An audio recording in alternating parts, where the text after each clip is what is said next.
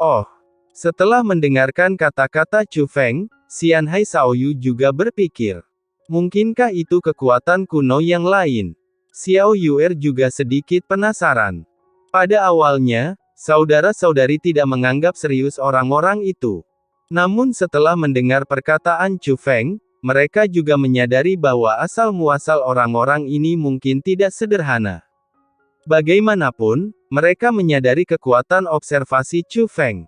Apakah kamu tahu sesuatu tentang kekuatan kuno yang ada? Tanya Chu Feng. Karena sebagian besar kekuatan kuno tersembunyi jauh di bawah tanah atau di reruntuhan khusus.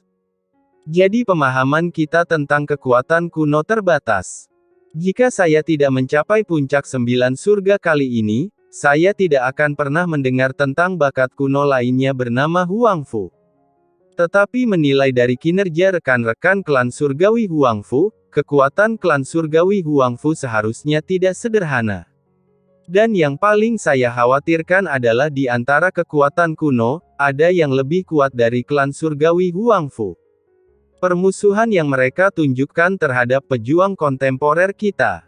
Jika ada lebih banyak kekuatan kuno, mereka bisa membebaskan diri.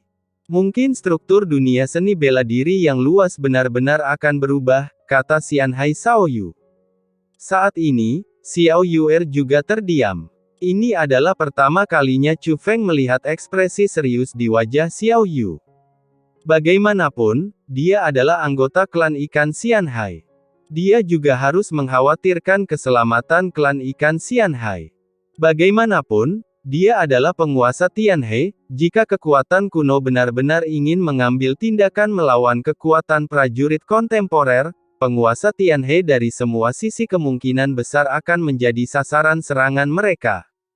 Sudahlah, tentara akan datang untuk menutupi air dan bumi. Xianhai Xiaoyu juga melihat kekhawatiran Xiao Yu, jadi dia tersenyum dan berkata, "Jangan khawatir, saudari. Kamu dan kakak laki-lakimu melindungimu." Mendengar perkataannya, senyuman muncul di wajah Xiao Yuer. "Jangan membual, saudaraku, aku tidak tahu siapa yang melindungi siapa. Tapi kakak tertuaku pasti lebih bisa diandalkan darimu. Sulit untuk mengatakan apa yang akan terjadi di masa depan." Setelah mengatakan ini, Xianhai Xiaoyu memandang Chu Feng, "Saudara Chu Feng, jangan mengendur, atau Anda mungkin akan disusul oleh saya kapan saja." Setelah mendengar ini, Chu Feng hanya tersenyum dan tidak menjawab. Dan segera, pelelangan dimulai. Lelang ini memang mewah. Barang pertama adalah benda kuno yang tak ternilai harganya. Yang terakhir lebih berharga dan harganya lebih tinggi. Hal ini menyebabkan perkelahian antar orang dari semua sisi yang berlangsung sangat meriah. Namun, tidak ada harta karun yang menarik perhatian Chu Feng dan yang lainnya. Di belakang, bahkan ada senjata ajaib, tapi entah kenapa, sebagian dari senjata ajaib itu rusak. Meski akan ada dampaknya, namun tetap bisa dikatakan sebagai senjata ajaib, sehingga pada akhirnya dijual seharga 10 juta ingot kamar dagang Yuan Bao. Tahukah Anda, senjata mulia biasa hanya bisa ditukar dengan satu batangan kamar dagang Yuan Bao. Oleh karena itu, nilai senjata suci yang rusak ini setara dengan 10 juta senjata suci. Inilah nilai senjata ilahi. Saudaraku, berapa harga senjata ajaib biasa? Xiao Yuer bertanya. Harganya setidaknya 40 juta kamar dagang Yuan Bao. Jika kualitasnya lebih baik, bisa mencapai 50 juta kamar dagang Yuan Bao. Mendengar ini, Chu Feng teringat bahwa Chu Feng ingin menukar senjata ajaib tersebut dengan kamar dagang Yuan Bao. Harga yang ditawarkan kepala maki yang kepadanya adalah 50 juta kamar dagang Yuan Bao.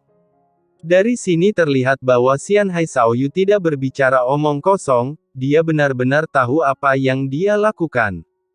Jadi mengapa senjata ajaib kita begitu berharga? Xiao Yuer bertanya.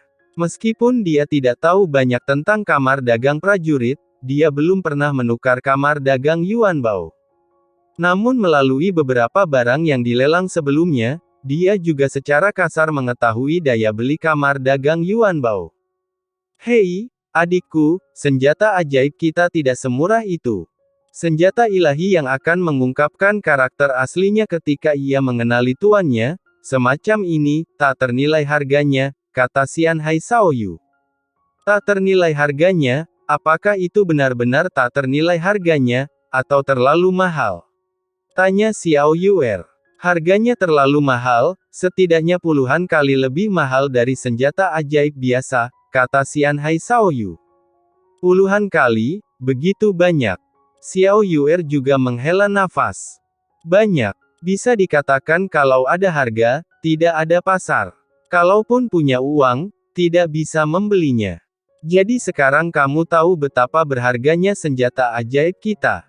Sebenarnya, bukan hanya senjata ajaibnya saja. Harta yang kamu miliki jauh lebih berharga.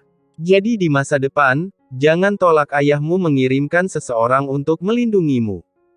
Kamu mungkin tidak kurus, tetapi kamu adalah perbendaharaan yang bergerak. Jika tidak ada yang melindungiku, apa gunanya? Kata Xian Hai Shaoyu. Aku tahu, tapi aku hanya tidak suka dilindungi. Aku ingin bebas, kata Xiao Yuer. Saat ini, item lain didorong ke tahap lelang. Melihat benda itu, mata Chu Feng tiba-tiba berbinar. Itu adalah bola transparan seukuran semangka. Benda ini memiliki aura yang sangat kuno. Dan Anda dapat melihat ada banyak ruang di dalamnya, seperti dunia kecil. Yang paling penting adalah formasi kuat di dalamnya menahan sesuatu. Benda itu sendiri sangat kecil, sebesar kacang. Namun bersinar terang, meski tubuhnya kecil, namun cahaya yang dipancarkannya seperti sinar matahari yang cerah. Di dunia formasi yang luas, ini juga sangat menarik perhatian.